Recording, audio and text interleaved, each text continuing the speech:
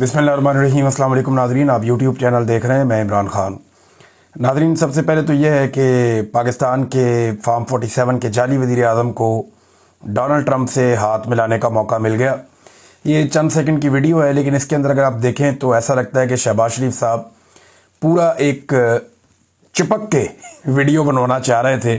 ऐसा लग रहा था जैसे कुछ फ़ैन क्लब के लोग हैं और वो अपने हीरो से मिल रहे हैं।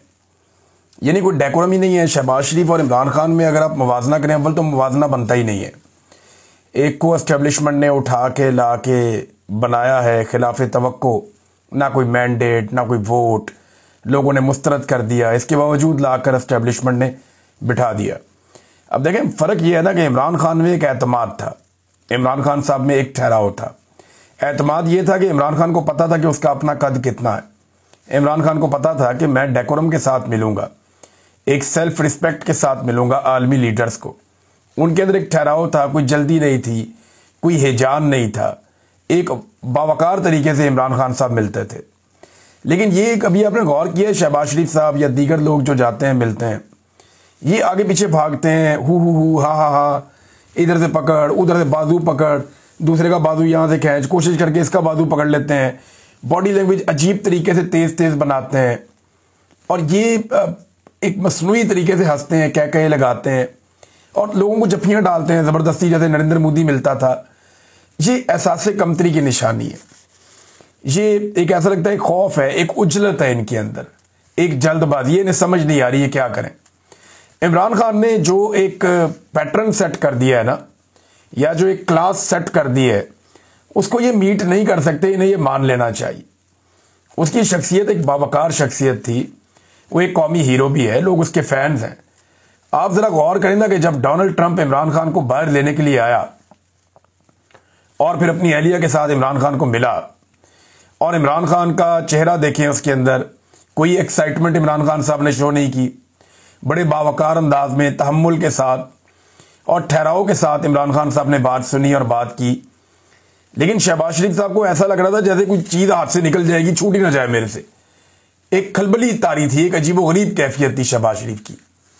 तो ये कैफियत पूरे निज़ाम के ऊपर है, खाली शहबाज शरीफ पे नहीं है। और इस तरह की चीज़ों से ये कुछ विजुअल तो हासिल कर लेते हैं छोटे मोटे, लेकिन इससे ये इमरान खान बन नहीं पाएंगे। अब चाहे आप कहें इमरान खान की फॉरेन पॉलिसी कामयाब थी या नाकाम थी, शहबाज शरीफ की कामयाब है या नाकाम है, लेकिन मैं बॉडी लैंग्वेज की बात कर रहा हूं कि शहबाज शरीफ की बॉडी लैंग्वेज जो है वो ये कुछ भी कर लें, ये इमरान खान का मुकाबला नहीं कर पाएंगे। नॉर्मल होकर अपना काम करें। माना कि इनकी हुकूमत जाली है, माना कि इनको जाली मैंडेट दिलवाया गया, ये वज़ीर आज़म नहीं है, लेकिन फिर भी क्योंकि फील्ड मार्शल साहब ने इनको इस सीट पे बिठा दिया है, लिहाजा अब काम करने की कोशिश करें, इमरान खान के फोबिया को अपने दिमाग से निकाल दें। मोहित पीरज़ादा साहब ने और हमारे एक और जर्नलिस्ट हैं, इन दोनों ने एक दावा किया, जहांज़ेब पराचा साहब और मोहित पीरज़ादा साहब। ये दावा ये है कि हुकूमत पाकिस्तान ने वाइट हाउस ट्रंप तक रसाई के लिए 42 करोड़ का मुआहदा अमरीकी फर्म से किया है। ये वैसे हैरत की बात है कि क्या कौम का पैसा इन कामों पे खर्च किया जा सकता है। बहरहाल ये एक दावा है। डोनाल्ड ट्रंप ने जनरल असेंबली से खिताब किया, और उनके खिताब के दौरान जो है सारी दुनिया के कान लगे हुए थे कि डोनाल्ड ट्रंप खिताब कर रहा है। ज़रा ये देखना बहुत ज़रूरी है कि डोनाल्ड ट्रंप ने क्या खिताब किया। खबरें और भी बहुत ज़रूरी हैं, लेकिन ज़रा डोनाल्ड ट्रंप पे गौर करना ज़रूरी है, क्योंकि वो दुनिया की सिमत का तयन करता है ना। सबसे तगड़ा मुल्क है इस वक्त, सुपर पावर। ज़्यादा देर तक रहेगा नहीं, जिस तरह के लक्षण हैं इनके या जिस तरफ ये चल रहे हैं, ज़्यादा देर तक रहेंगे नहीं। ऐसा लगता है कि ये शिप अब नीचे की तरफ जाएगा और एशिया से चाइना आगे बढ़ेगा। इकॉनमी तो उसने अपनी बहुत बड़ी कर ली है, फौज भी बहुत बड़ी कर ली है, तो रफ्ता रफ्ता अगर उसके इत्तेहाद बड़े हो जाते हैं तो फिर चाइना लीड कर सकता है वर्ल्ड को आने वाली दहाइयों में। और ये कोई 1-2 साल में होने वाला काम नहीं, बहुत टाइम लगेगा। डोनाल्ड ट्रंप ने अक़वाम मुत्तहिदा की जनरल असेंबली में आलमी रहनुमाओं के सामने बड़ी धुआंधार एक तकरीर की है। डोनाल्ड ट्रंप ने खुलकर बात की और फ़लस्तीन की रियासत को तस्लीम करने के हवाले से उन्होंने एक मौक़िफ़ भी दिया। फ़लस्तीन के हवाले से डोनाल्ड ट्रंप ने कहा कि जिन रियासतों ने हाल ही में फ़लस्तीन को तस्लीम करने का ऐलान किया है, इनमें फ़्रांस भी शामिल है। वो हमास के दहशतगर्दों को इनाम दे रहे हैं। यानी फ़लस्तीन को तस्लीम करने की डोनाल्ड ट्रंप ने मुखालफत की है, और इसी डोनाल्ड ट्रंप को पाकिस्तान के फील्ड मार्शल ने मुलाकात के बाद हुकूमत से कहलवाकर अमन के नोबेल प्राइज के लिए नामजद भी करवाया है। अमरीकी सदर ने तमाम हाजरीन से मुतालबा किया कि वो गजा में जंग का खात्मा करवाएं। अब देखें, गजा में जंग के खात्मे के लिए अक़वाम मुत्तहिदा में जब भी करारदाद आती है तो अमेरिका उसको वीटो कर देता है, और वही अमेरिका का सदर वहां पे खड़े होकर उसी जनरल असेंबली में अक़वाम मुत्तहिदा की वो ये कह रहा है कि आलमी रहनुमा मिलकर गजा में जंग खत्म करवा दें। भाई, एक तरफ कह रहे हैं जंग खत्म करवा दें, दूसरी तरफ जंग बंदी के लिए जितनी भी करारदादें आती हैं या कोशिश की जाती है कि फौरी तौर पे जंग बंदी करवाई जाए, अमेरिका उसे वीटो भी कर देता है ना अजीब बात। नेतन्याहू ने जब तकरीर की है ना अक़वाम मुत्तहिदा में, तो उस वक्त बहुत सारे लोग छोड़कर चले गए वहां से, आलमी रहनुमा वहां से उठकर निकल गए, और ये बड़ी तस्हीक हुई है इसराइल की। फिर साथ में डोनाल्ड ट्रंप ने कहा कि हमास जो है यरगमालियों को रिहा करे। देखिए, यरगमाली तो इसराइल के पास भी है, हमास के पास भी है, तो दोनों तरफ से ये चीजें होनी चाहिए, और ये जंग तो है ही नहीं, एक तरफा मारकुटाई हो रही है। एक और बात पे डोनाल्ड ट्रंप ने जो बात की ना, ये यूक्रेन के हवाले से और अपने नोबेल पीस प्राइज के हवाले से, दोनों चीजों पे बात की। एक, उन्होंने कहा कि यूक्रेन में जो जंग जारी है इस पे अमन की कोशिशें की हैं। अक़वाम मुत्तहिदा को अपनी मुख्तलिफ अमन कोशिशों में मदद ना करने पर तनकीद का उन्होंने निशाना भी बनाया। उन्होंने दावा किया कि मैंने 7 जंगें ख़त्म करवाई हैं दुनिया में, मुझे अक़वाम मुत्तहिदा की जानिब से इन तनाज़ात को हल करने में मदद की पेशकश के लिए कोई कॉल मौसूल नहीं हुई। अब यह है अमन के नोबेल प्राइज़ के लिए अपने आप को पेश करने का तरीका।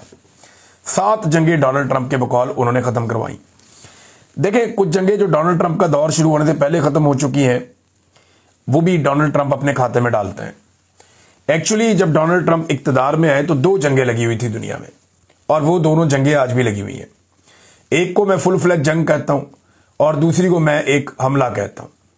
एक गजा के ऊपर जो अटैक हुआ था, जिसमें डोनाल्ड ट्रंप ने वादा किया था कि वो गजा में जंगबंदी करवाएंगे, आज डोनाल्ड ट्रंप को आए हुए 1 साल होने वाला है, वो जंगबंदी नहीं हो पाई। तो वो जो गजा के ऊपर अटैक हुआ, एक तो वो है, वो खत्म नहीं हुआ। दूसरा, रशिया और यूक्रेन की लड़ाई चल रही थी जब डोनाल्ड ट्रंप इख्तियार में आए, वो लड़ाई अभी भी चल रही है और लड़ाई खत्म नहीं हो पाई। तो फिर डोनाल्ड ट्रंप ने कौन सी जंग रोकी? बाकी तो झड़पें थी, यहां एक ईस्ट एशिया में हो गई, एक पाकिस्तान और इंडिया के बीच में हो गई, और उसमें पाकिस्तान ने इंडिया के तैयारे गिरा दिए, इंडिया को भी सुकून हो गया, अच्छा हुआ।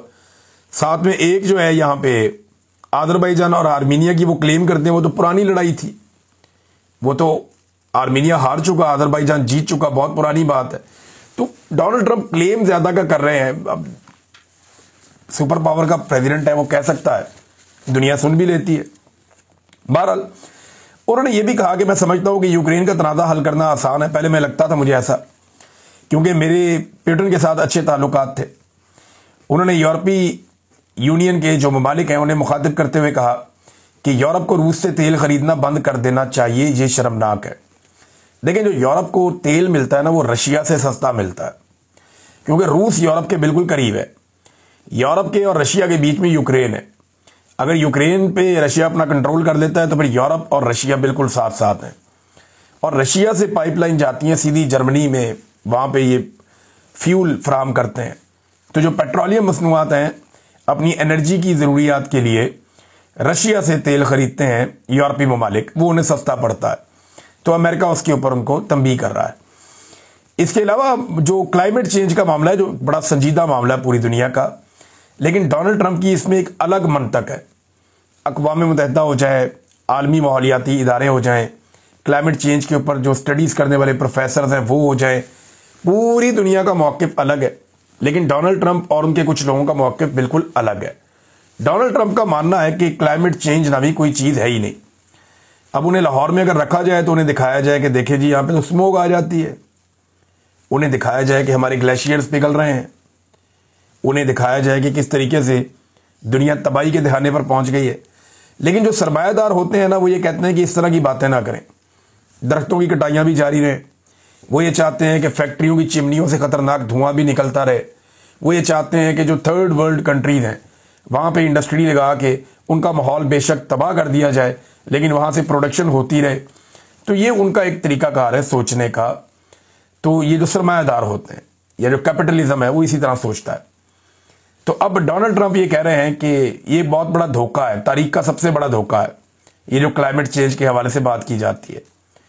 उन्होंने शुरा को मशवरा दिया कि आप खुद को बेवकूफ़ ना बनने दें और ग्रीन हाउस गैसों के अखराज के नताइज से खबरदार करने वाले साइंसदानों और दीगर अफराद को अहमक करार दे दिया डोनाल्ड ट्रंप ने। यह था नाजरीन डोनाल्ड ट्रंप का खिताब। अब नाजरीन एक और चीज़ मैं आपके सामने रखता हूँ कि शहबाज शरीफ साहब खिताब करने जा रहे हैं इसी अक़वाम मुत्तहिदा की जनरल असम्बली के 80वें अजलास से, 80th है ये, 80वां। तो शहबाज शरीफ साहब वहाँ तकरीर करेंगे। एक तो उनका मैंडेट ही जाली है, लेकिन सवाल ये पैदा होता है कि बारंग बलोच और दीगर कई खवातीन को उन्होंने पाबंद सलासल किया हुआ है। बार बार खवातीन को गिरफ्तार करते हैं, तशद्दुद करते हैं, इंसानी हकूक़ की पामालियाँ लगातार हो रही हैं, जबरी गुमशुदगियाँ पाकिस्तान में हो रही हैं। बलूचिस्तान की माएँ इस्लामाबाद की सड़कों पर बैठी एहतजाज कर रही हैं, 2 महीने से ज़्यादा हो गया। और अदलिया के जजेस खुद इंसाफ मांगने के लिए दर बदर फिर रहे हैं, मारे मारे फिर रहे हैं, अपीलें कर रहे हैं। और पाकिस्तान अपने ही शहरियों पर ड्रोन हमले और जेट तैयारों से बमबारी कर रहा है।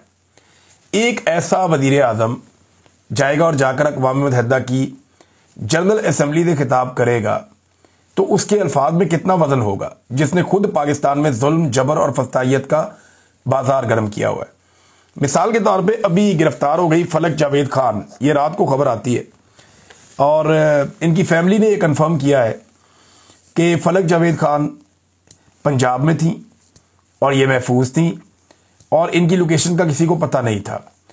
बड़े लंबे अरसे से 9 मई 2023 से इनकी तलाश जारी है और ये तब से लेकर अब तक रूपोश हैं। इनकी बहन सनम जावेद खान गिरफ्तार हो गई थी। उन्होंने बहुत लंबी अरसा जेलों में काटा, उन पर एक के बाद एक मुकदमा दर्ज किया गया, लेकिन बड़ी जुर्रत और बहादुरी के साथ सनम जावेद खान ने वो तकालीफ बर्दाश्त की जो मर्द भी बर्दाश्त नहीं कर पाते। और अब उनकी बहन जो है उन्हें गिरफ्तार कर दिया गया। ये तब से लेकर अब तक रूपोश थी, ये सामने नहीं आ रही थी फलक जावेद। और इन्हें बहुत सारे लोगों ने मना भी किया कि आप अभी खामोश हो जाएं, लेकिन इसके बावजूद इन्होंने इमरान खान का साथ नहीं छोड़ा। ये अपनी पॉलिटिकल कमेंट्री करती रहती थी और अपनी पॉलिटिकल ओपिनियन देती रहती थी और उसमें कुछ चीज़ों से आप इत्तफाक कर सकते हैं, इख्तलाफ कर सकते हैं, लेकिन इन लोगों ने बड़ी तकालीफ बर्दाश्त की है। इनकी करैक्टर असैसिनेशन भी बहुत ज़्यादा की गई है। तो जब आप किसी की करैक्टर असैसिनेशन करते हैं तो वो रिएक्टिव भी होता है, ऐसा नहीं है कि यकतरफा ये काम चल रहा होता है। जब आप किसी के ऊपर उसकी ज़ात पे हमला करते हैं तो वो रिएक्शन देता है।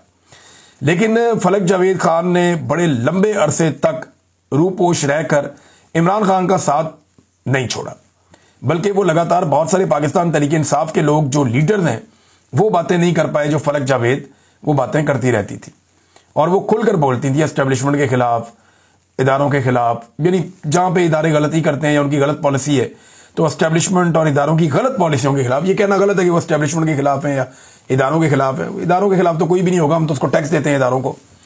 लेकिन यह है कि उनकी जो गलत पॉलिसी है उनके खिलाफ वो बोलती थी। अभी वो पंजाब से इस्लामाबाद पहुंची और वहां पे वो किसी एक फ्लैट में उन्होंने क़याम किया था। तो उन्होंने अपनी बहन से रब्ता करके बताया जी कि मुझे उठाने के लिए नामालूम अफराद आ गए। और फिर वहां पे गाड़ी भी देखी गई, उसका नंबर भी पता चला और नामालूम अफराद वहां पे पुलिस के हमरा आए और उन्हें अगवा करके ले गए। अब घर वाले ढूंढ रहे हैं, कभी एक थाने में कभी दूसरे थाने में, कुछ पता नहीं चल रहा कि उनकी बेटी को कहाँ ले गए या ये खातून को कहाँ ले गए। अब ये खातून है और इनका कसूर सियासत करना है। बहुत सारी और खवातीन भी सियासत करती हैं और उनकी आप सियासत से इत्तफाक या इख्तलाफ कर सकते हैं, लेकिन क्योंकि ये खातून है तो इनकी गिरफ्तारी के बाद खवातीन का होना ज़रूरी था। एक दहशतगर्द की तरह आपको गिरफ्तार नहीं करना चाहिए था। दूसरा, आप वारंट दिखा के तरीके से आप गिरफ्तार करते। तीसरा, अब अगर आपने गिरफ्तार किया है तो कानून के मुताबिक उनकी फैमिली को बताना आपकी जिम्मेदारी है कि ये फलां थाने के अंदर हमने इनको रखा है और उनकी खैरियत से आगाह भी किया जाए। खातून का मामला है ना, ये ऐसा तो नहीं है कि आप उठाएंगे। अब नवाज शरीफ की बेटी को जब गिरफ्तार किया गया कानून के मुताबिक बाकायदा वारंट दिखा के बगैर टच किए, तो तब पूरे पाकिस्तान में कोहराम मच गया था। जब एक दिन बिलावल की पुप्पो को एक जगह से दूसरी जगह शिफ्ट किया गया शाम के बाद, तो रोला पड़ गया था, पूरे मुल्क में कोहराम मच गया था। और आज आधी रात को एक खातून को गिरफ्तार किया जाता है और गायब कर दिया जाता है और उसकी फैमिली को भी सुबह तक पता ही नहीं है कि उनकी बेटी कहाँ है। तो ये तशवीशनाक बात है ना क्या खवातीन सिर्फ जरदारी और शरीफ खानदान में और कहीं नहीं है? तो यही शहबाज शरीफ अब जाके वहां पे खिताब करेगा। वैसे अब इनको अदालत में पेश करना चाहिए हर सूरत में, और बज़ाहिर दिखाई देता है कि जितनी कोशिश की है इनको गिरफ्तार करने के लिए रियासत ने, शायद ये जल्दी बाहर ना आए, लेकिन इनकी बहन ने जितनी जुर्रत और बहादुरी के साथ सख्ती काटी है, और उम्मीद सारे यही कर रहे हैं कि ये भी बड़ी जुर्रत के साथ इस सख्ती को बर्दाश्त कर लेंगी। और अब फलक जावेद खान जो है ये कहाँ है, अभी जब मैं वीलॉग कर रहा हूँ अभी तक हमें इसका आइडिया नहीं है। नाज़रीन, कुछ लोग ये प्रोपेगेंडा कर रहे हैं कि पाकिस्तान अपने जो मिसाइल्स और कुछ एटमी असासे सऊदी अरब में मुंतकिल कर रहा है। ये झूठ है, ऐसी कोई बात नहीं है। जो लोग ये बातें कर रहे हैं ना, वो बिला वजह जमीन आसमान के कलाबे मिला देते हैं। ऐसा हो भी नहीं सकता।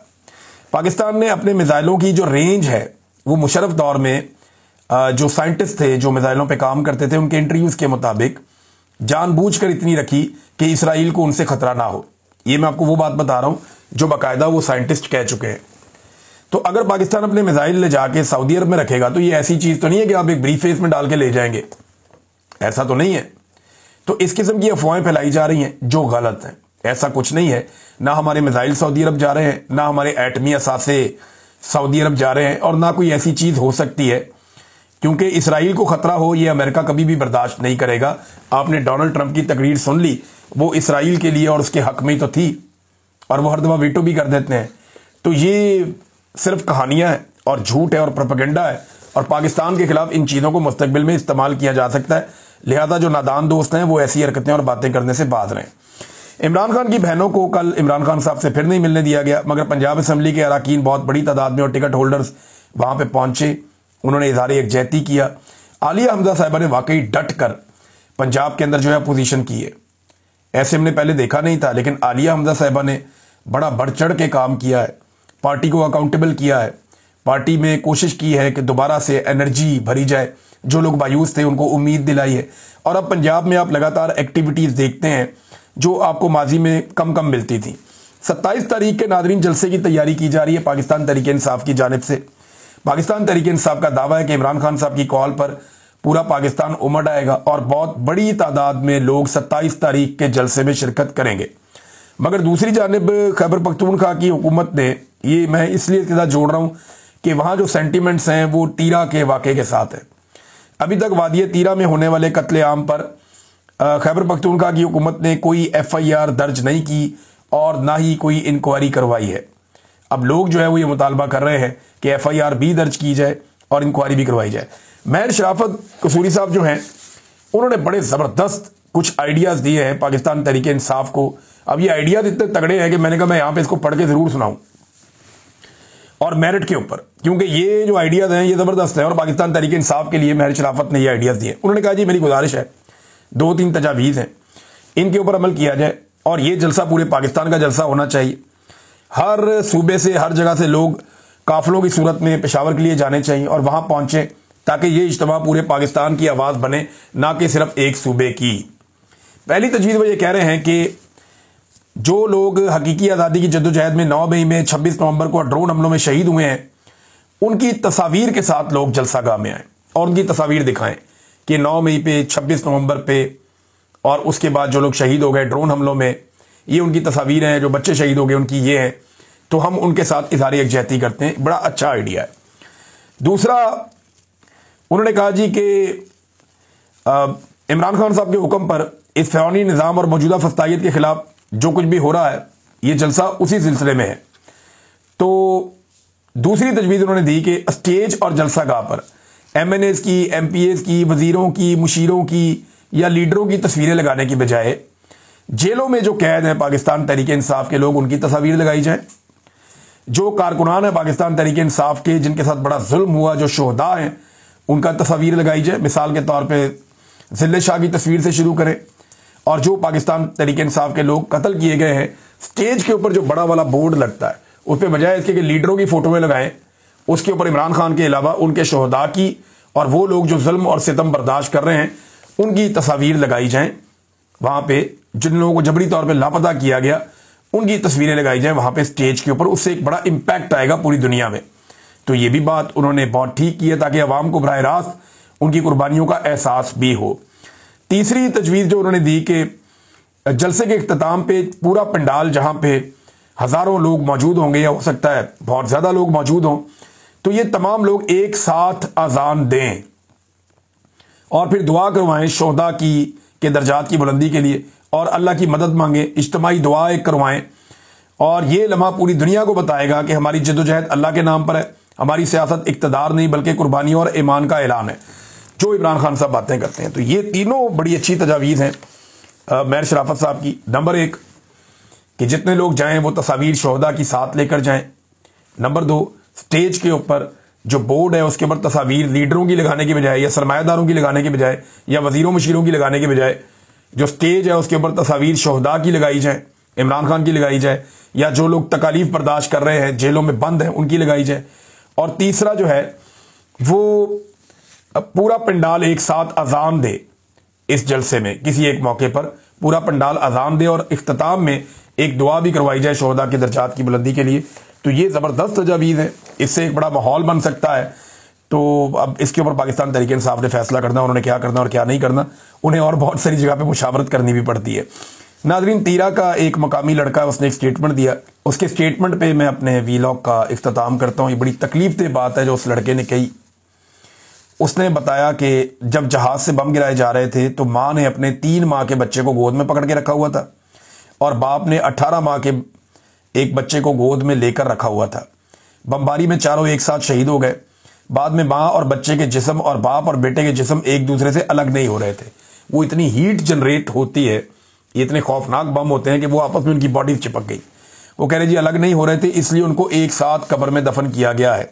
यानी बाप और बच्चे को एक कब्र में और माँ और 3 माह के बच्चे को एक साथ दूसरी कब्र में दफन किया गया। ये वहाँ पे एक मकामी लड़का बता रहा है और ये मेरी टीम ने मुझे ये भेजा एक ट्वीट, उसके अंदर ये है।